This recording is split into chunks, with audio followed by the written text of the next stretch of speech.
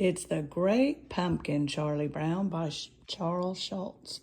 Probably my favorite Halloween book. Let's begin.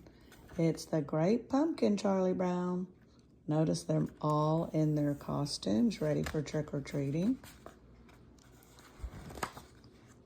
It was a brisk autumn day, but it wasn't just any autumn day. It was Halloween. Charlie Brown was busy raking leaves while Snoopy was playing in them.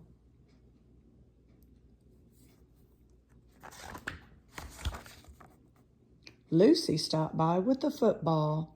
"How about practicing some plays?" Charlie Brown asked Lucy. "I'll hold the ball, and you could come running and kick it." "You might think I'm really stupid," replied Charlie Brown.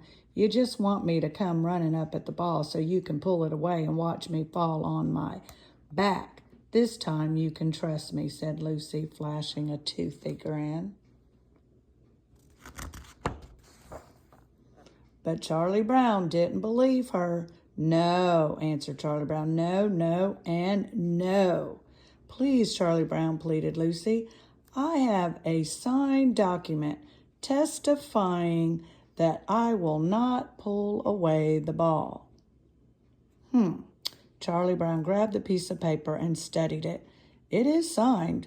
I guess if you have a signed document in your hand, you can't go wrong.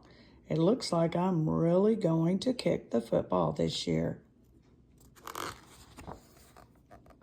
Oh, no. With that, Charlie Brown backed up and charged.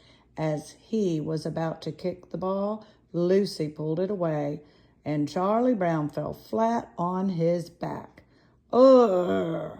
Charlie Brown screamed in pain. Lucy picked up the piece of paper. Funny thing, this signed document was never notarized. Meanwhile, Linus was inside writing an important letter. "Dear Great Pumpkin, I'm looking forward to your arrival on Halloween night." Charlie Brown approached his friend. "What are you writing, Linus?" "It's the time of the year to write a letter to the Great Pumpkin," answered Linus. "Who?" answered Charlie Brown, looking confused. "Every year on Halloween night, the Great Pumpkin rises out of his pumpkin patch and flies through the air with bags of toys for children everywhere," explained Linus.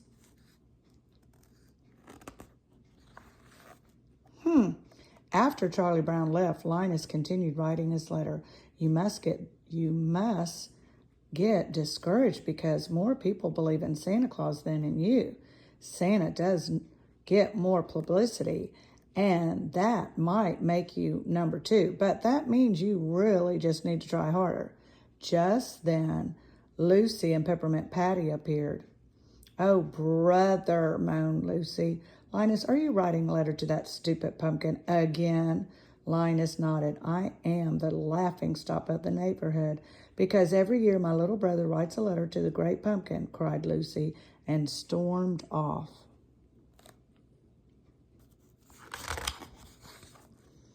Sally appeared just as Linus was signing his letter. "What are you doing, Linus?" asked Sally. Linus hesitated and then answered, "I'm writing to the Great Pumpkin. He rises out of the pumpkin patch on Halloween night and brings bags of toys for children everywhere." "Oh, Linus," swooned Sally, "you say the cutest things." "Hey, Sally, would you like to sit with me in the pumpkin patch on Halloween night and wait for the Great Pumpkin together?" asked Linus. Sally's eyes lit up. "Oh, Linus, I'd love to." So Linus went to mail his letter. "Really, Linus?" cried Lucy. "Just how do you think you're going to mail that letter anyway? You can't possibly reach the mailbox, and I'm not going to help you." Linus whipped his blanket in the air, hooked a corner of it onto the handle, and pulled open the mailbox. He then sent his letter flying in the air. Lucy watched as the letter slid into the open mailbox. "Like that," replied a triumphant Linus, and he walked away. Just then, Charlie Brown ran up, waving a piece of paper in his hand. "Hey," exclaimed Charlie Brown, "I got an invitation to Violet's Halloween party." Lucy rolled her eyes. "Oh, brother," she said with a sneer. Charlie Brown, if you got an invitation, then it must have been a mistake. Lucy, do you know if Linus is going to the party? Asked Sally. Lucy sighed, probably not. That blockhead brother of mine would be out in the pumpkin patch making a fool of himself just like he does every year. But maybe there really is a great pumpkin, said Sally. Do I get to go trick-or-treating this year? Sally asked her big brother. Sure, Sally, replied Charlie Brown. Oh boy, exclaimed Sally. How do we do it? It's very simple, Lucy said. All you have to do is walk up to a house, ring the doorbell. When the person opens the door, say trick or treats. Sally looked suspicious. Are you sure that's legal? Oh, good grief, Lucy cringed. Of course it's legal. Everyone met later that afternoon at Lucy's house in their costumes. A person should always pick a costume which is in their direct contrast to one's own personality, said Lucy as she lowered a witch mask over her face. Lucy looked Charlie Brown up and down. Really, Charlie Brown? What are you supposed to be anyway? Charlie Brown responded from underneath the cut-up sheet. A ghost. I guess I had a little trouble with the scissors.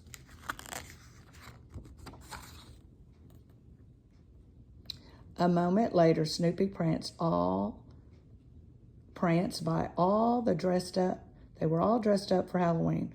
What is he supposed to be? Asked Lucy. A pilot from World War I, replied Charlie Brown. Now, I've heard everything, cried Lucy. Okay, everyone, we'll go trick-or-treating and then head over to Violet's for the Halloween party. Everyone got their bag to fill? The trick-or-treaters passed Linus, who was settled in the pumpkin patch waiting for the great pumpkin. Have you come to sing pumpkin carols? Asked a hopeful Linus. Oh, good grief, cried Lucy, throwing her arms in the air. Lucy turned to Sally. Well, are you going to come with us or not? Sally looked back and forth from Linus to her friends and then back to Linus. Well, after their friends left, Linus turned to Sally and said, I'm glad you decided to stay. Do you think he'll come? Asked Sally. Tonight the great pumpkin rises up and flies through the air, bringing toys to children everywhere, exclaimed Linus. Meanwhile, the trick-or-treaters were starting their rounds in the neighborhood. Each time someone opened their door, everyone cried, Trick-or-treats! Could I have an extra piece for my blockhead of a brother, please? Said Lucy, flashing a toothy grin. He couldn't come with us because he's sitting in a pumpkin patch waiting for a great pumpkin. Everyone met up at the sidewalk to size up what they received. It's so embarrassing that I have to ask for extra candy for that blockhead Linus, said Lucy as she looked through her bag. Looks like I got 5 pieces of candy, and I got a chocolate bar, added Violet. I got gummy candy, said Peppermint Patty. Charlie looked in his bag with disbelief. I got a rock! The trick-or-treaters worked their way through the neighborhood.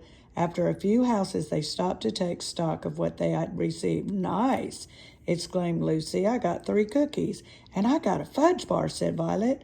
Pack of gum, added Peppermint Patty. A rock, cried Charlie Brown. Not again. When everybody finished trick-or-treating, they started walking to Violet's house for the party. On their way, they passed by the pumpkin patch. Well, has the great pumpkin been by yet? Asked Violet with a smirk. You missed trick-or-treating, and now you're going to miss the Halloween party, said Peppermint Patty. Sally stepped forward and replied, You think you are all so smart. You just wait. The great pumpkin is going to show. Linus knows what he's talking about. With that, the kids left for Violet's house.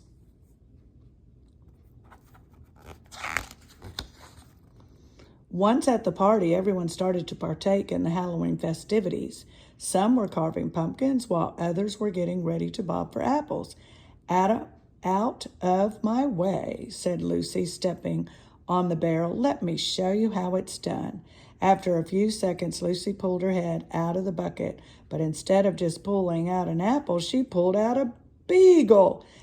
"Ew!" cried Lucy. "My lips touched a dog's lips. Gross!"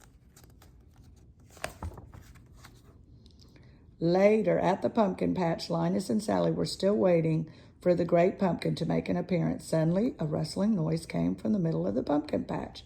They both turned toward the noise. "Look!" Linus cried, pointing toward the moving shadow.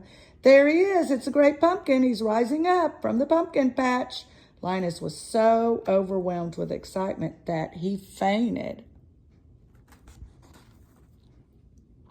Within seconds, Linus came to and sat up. He looked around and asked, "What happened? Did I faint? Did he leave us any toys?" "I was robbed," Sally yelled. "Halloween is over, and I missed it. You kept me all night waiting for the great pumpkin, and the only thing that came was a beagle." "When the great pumpkin comes, I'll still put a good word in for you," Linus yelled to Sally, but she was gone. "Oh, great pumpkin," moaned Linus, "where are you?" Later that night, Lucy woke up, looked at her clock, and went to check on her brother. He was not in his room, so she went out and found him sleeping in the pumpkin patch. She picked him up, carried him home, and put him in bed.